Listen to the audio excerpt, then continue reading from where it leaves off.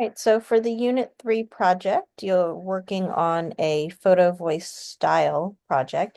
I've been calling it photo voice style because it's maybe not as methodologically technical and elaborate as a photo voice project could be, but it still incorporates all of the elements. So, like your other projects for the class, you're building some digital skills, right? A digital toolbox for how to present information out to a broad audience.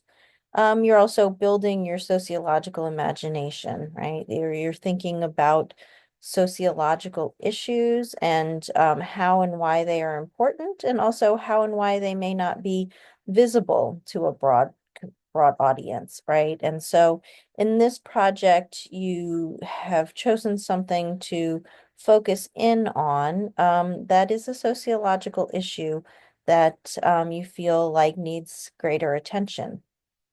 Now, some of the issues that you may have chosen to focus in on may be very obvious, right? There may be photos that you can take that really highlight this issue easily. And in such cases, you would need fewer photos. Now, some of the things you've chosen to focus on might be more subtle. They might be the kinds of things where, a broad audience would say, oh, that's not really an issue, is it? Are they just making a big deal out of not very much? Um, if it's something like that, or if it's just an issue that's more nuanced, then you may need more photos, right? Because you could say, look at it like this, see it here, right? And if you show many photos that get at the same issue, it makes the point. So I have a guideline here for your projects to have about 8 to 15 photos.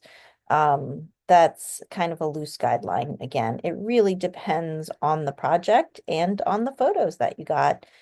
Because again, some things are going to be quite obvious in in a handful of photos, and some are going to be more nuanced and require a lot more photos. Okay. Your captions, you're going to caption these photos. Your caption should be short and to the point. We're not talking paragraphs here, at most couple of sentences for each caption, really highlighting for your audience what to look at, but you're not writing a paper. Your audience is not trying to read a book, right? So you can kind of imagine walking through a museum and looking at various works of art, and there's usually like a small little box next to it that tells you something about, what the artist intended for you to see there.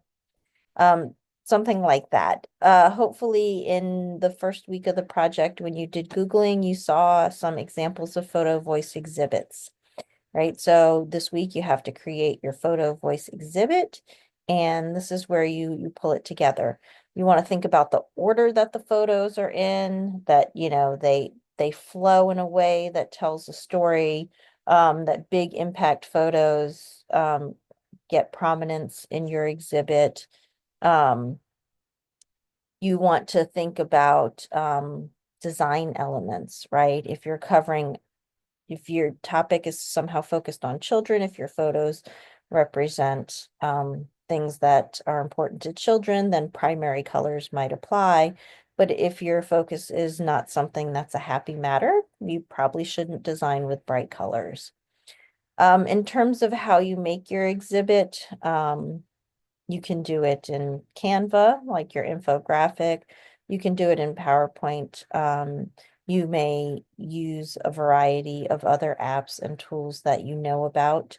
Um, I don't have a strong preference for this. We've seen examples in the links that I gave you in the first week. You can find examples of photo voice exhibits that were made into videos, right? And so that's also a possibility for how you create your exhibit.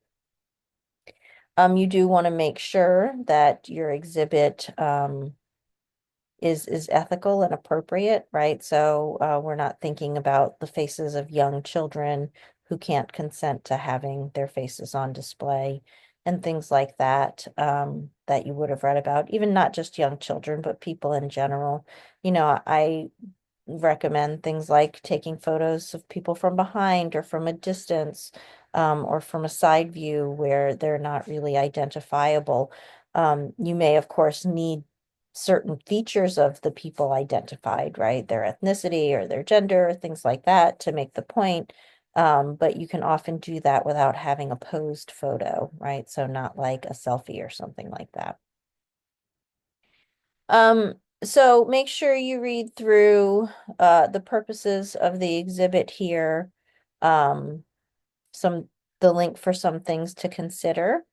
And keep it brief and to the point. The less words you use, the greater impact you allow the photos to have.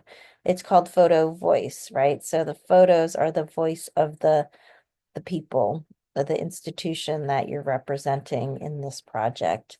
So have fun with it and reach out if you have any questions.